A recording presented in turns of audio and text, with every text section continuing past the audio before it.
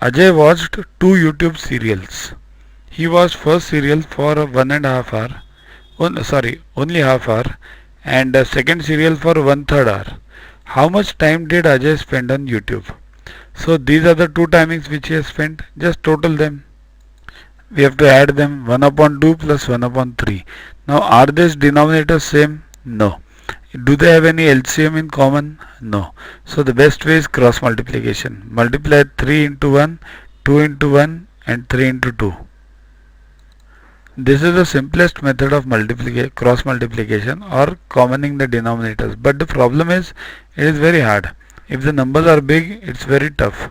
So the best way is, if you find any LCM, means any common divisor between these two, then follow that method. We have done it in other videos of mine. If not, then only this method is to be followed. So let's find out now. So it will be 3 plus 2 upon 6. 3 1 the 3 plus 2 1 the 2 upon 3 to the 6. So 5 upon 6 is the answer.